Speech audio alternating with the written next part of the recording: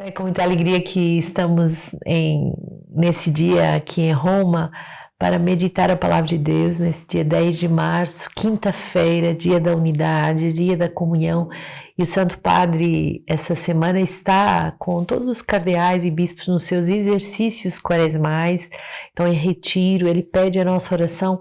Nessa quarta-feira em Roma não houve audiência geral, como sempre, porque justamente o Papa está de retiro já no domingo, no Ângelus. Ele nos pediu que durante toda essa semana rezássemos de modo muito particular por ele, pelos cardeais, os bispos, também os 2 cardeais que em seu nome estão em plena guerra para manifestar o amor do Papa, e também ele nos dizia o amor de todos nós cristãos no meio desse conflito terrível que se passa aqui nesses países da Europa. Então, rezemos hoje, como fazemos a cada quinta-feira, mas de modo muito particular hoje, pelo Santo Padre, por todos os bispos, cardeais, por todo o clero, que seja um tempo de santificação, de modo muito particular para o clero, que é também responsável pela nossa própria santificação.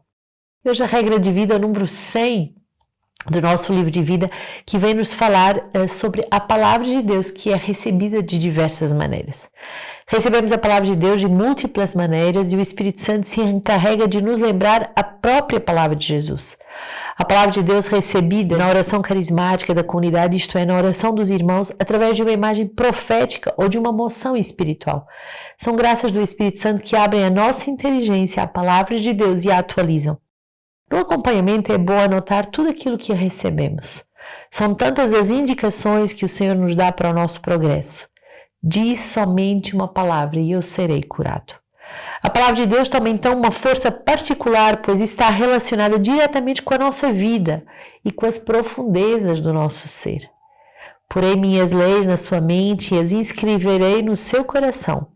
A palavra de Deus recebida no sacramento da penitência, a palavra de Deus recebida na nossa vida doméstica, consagrada ao Senhor, na qual nada é profano ou impuro.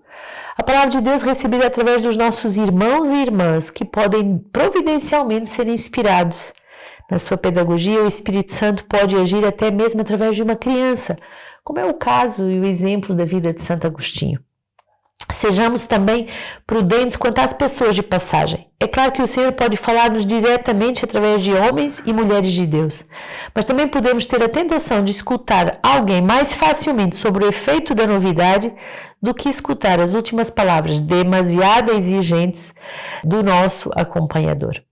A palavra de Deus é também recebida através das circunstâncias, dos acontecimentos e situações, que podem ser cheios de um ensino pessoal e particular. E a palavra de Deus é recebida na obra da criação, na beleza, na arte, na criação artística, nos cânticos. A sua realidade invisível, seu poder e a sua divindade tornou-se inteligível desde a criação do mundo através das criaturas, de sorte que não têm desculpa, pois tendo conhecido a Deus, não o honram como Deus, nem lhe renderam graças. A palavra de Deus habite em vós ricamente, com toda a sabedoria. Ensinai e admoestai-vos uns aos outros, e em ação de graças a Deus entoem vossos corações salmos, hinos e cânticos espirituais. E tudo que fizerdes em palavras ou ações, fazei em nome do Senhor Jesus, por ele, dando graças ao Pai. Por essa razão é que sem cessar agradecemos a Deus por ter acolhido sua palavra, que vos pregamos não como palavras humanas, mas como na verdade é a palavra que produz efeito em vós, os fiéis. Então esse número 100 é um número tão importante porque vai nos abrir a inteligência e a nossa atenção das várias formas que Deus pode falar ao nosso coração. Primeiro, o próprio Espírito Santo vai nos inspirar, nos falar, e devemos estar muito atentos a esse momento da oração carismática. O que é a oração carismática? É a oração em que deixamos o Espírito Santo ser livre de nos inspirar, nos falar, nos interromper nos nossos esquemas programados de liturgia, mas dele ser livre de me direcionar lá onde ele quer, através de uma imagem, através da oração de um irmão, através de uma moção espiritual. Então, essa escuta profunda de dizer, Senhor, fala, o teu servo quer te escutar. E sabemos que o Senhor pode nos escutar de formas muito diversas. Então, primeiro, através de uma oração carismática. Depois, um aspecto muito importante é que dentro do próprio acompanhamento espiritual, quantas indicações o Senhor nos dá no acompanhamento espiritual. E você deve fazer essa leitura. Nós em comunidade fazemos muitas vezes isso, ler os últimos anos, o que é que o Senhor tem nos dado como fio condutor nos acompanhamentos espirituais. E muitas vezes percebemos que o Senhor é insistente, que há pontos que sempre voltam e que muitas vezes nós não fazemos atenção. O Espírito Santo, ele é coerente, ele vai falar ao nosso coração. Também através do sacramento da penitência, uma palavra inspirada do sacerdote que nos confessa. Então, sejamos atentos àquilo que o Senhor quer nos dar como auxílio para a nossa santificação e conversão. Também a presença da palavra que nos fala nas coisas do dia a dia, na nossa vida simples, na nossa vida de Nazaré, no nosso serviço simples, mais humildes. Quantas vezes o Senhor nos inspira sobre aquilo que Ele quer nos falar e nos ensinar. Através também dos nossos irmãos e irmãs, sejamos muito atentos àquilo que o Senhor pode colocar como provocação para a nossa santidade, através daqueles que nos rodeiam, ou através mesmo de uma criança, como foi no caso de Santo Agostinho. Tolle et Lege, o nome da nossa revista, é justamente esse resumo, tome e lê, dessa criança que brincando cantarolava, mas transpassou o coração de Santo Agostinho, que tomou e leu a palavra, e essa palavra o transpassou e o converteu. O diácono vai nos lembrar que devemos ter muito cuidado em sermos atentos, a não estarmos muito abertos àquilo que o último que passou vai dizer, enquanto que muitas vezes somos resistentes à palavra, que é exigente do nosso acompanhador, porque ele nos conhece, ele sabe aquilo que ele pode exigir como passo de conversão, de amadurecimento. Então, cuidado para não termos esse ouvido de zapping, que está sempre buscando novidades, ou o último que falou, mas aceitarmos bem os meios que o Senhor geralmente se serve para falar ao nosso coração. Também podemos escutar o Senhor nos falar através das situações, dos acontecimentos e da beleza da criação. É verdade que, por exemplo, aqui no Canadá tudo está gelado, mas tem aqueles pinheiros que são sempre verdes.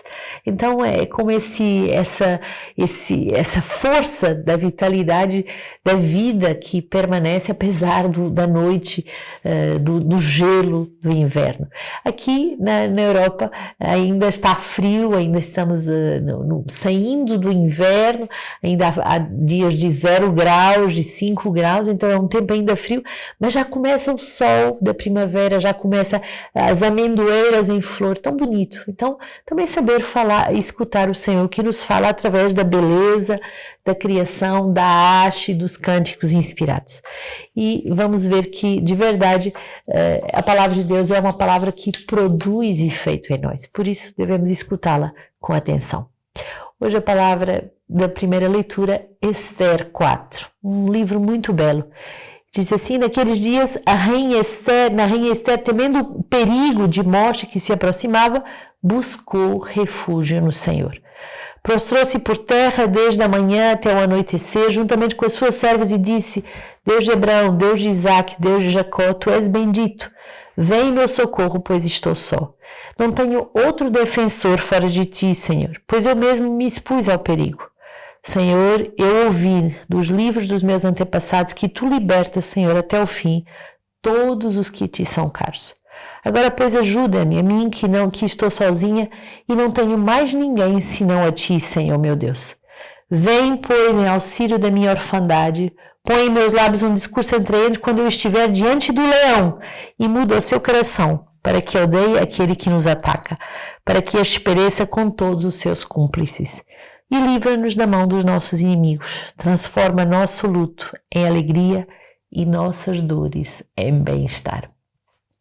Esther é esse exemplo de rainha, filha, um coração de filha, um coração que sabe que só Deus pode nos salvar, que só Deus pode nos acompanhar nos momentos muito difíceis da nossa vida e que Ele quer verdadeiramente nos falar ao coração e nos salvar das situações de perigo. Ela vê-se diante de uma grande perigo de morte, porque o rei queria matar o povo judeu, e ela vai usar da sua beleza, da sua força, da sua oração para pedir a Deus um milagre que o seu povo seja salvo, um milagre que o leão, como ela vai chamar esse grande opositor de Deus e dos desígnios de Deus, se converta e recua justamente diante do mal que pensou fazer.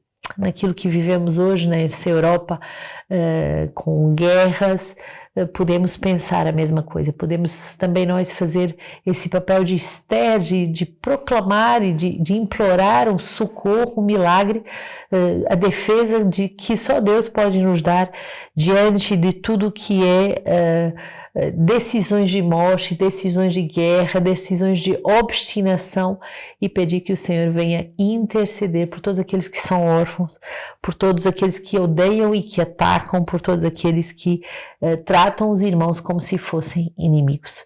E bonito o Senhor é aquele que transforma o nosso luto em alegria. Como nós podemos pedir essa graça? Mas também tenho rezado muito pelas pessoas que vivem o luto, que perderam um ente querido ou que perdem nesses dias um ente querido. É um momento de escuridão, é um momento de noite, e nós podemos nos revoltar contra Deus. E o Senhor quer justamente fazer dessa noite um momento de luz, um momento em que Ele vem visitar os nossos corações. Por isso, aprendamos a pedir ao Senhor, não a nos revoltarmos, mas aprendamos a pedir que Ele venha nos salvar, que Ele venha transformar o nosso luto em alegria. Salmo 137, eu te celebro, Senhor, de todo o coração, pois ouviste a minha boca. Na presença dos anjos eu canto a ti, eu me prostro voltado para o teu sagrado templo. Celebro o teu nome por teu amor e verdade, pois tua promessa supera a tua fama. Quando eu gritei, tu me ouviste e aumentaste a força dentro de mim. Estendes o braço e a tua direita me salva. O Senhor fará tudo por mim. O Senhor, o teu amor é para sempre. Não abandones a obra das tuas mãos. Tão bonito esse salmo que proclama a grande fidelidade de Deus. O Senhor fará tudo por mim. O Senhor fará tudo por nós. O Senhor fará tudo para a nossa santificação. O Senhor fará tudo para nos salvar e nos revirginizar e nos santificar. Tudo, tudo, tudo, até o ponto de dar o seu Filho na cruz. Durante esses dias vou ministrar essa Lectio Divina diante do crucifixo que falou a Santa Catarina de Sena, essa grande padroeira que escutou do Senhor, tu és aquela que não é, eu sou aquele que sou. Foi diante desse crucifixo que ela escutou e aprendeu a fazer a experiência de que Deus fará tudo por ela e pela sua igreja. A igreja que vivia momentos muito turbulentos, muito difíceis, e Santa Catarina vai aprender a recorrer ao doce Jesus, ao sangue de Jesus, para pedir os milagres que a igreja precisava. Justamente Mateus 7, de 7 a 12, é essa insistência que a palavra hoje nos dá. Pedi e recebereis. Pedi e vos será dado, buscai e achareis, batei e vos será aberto.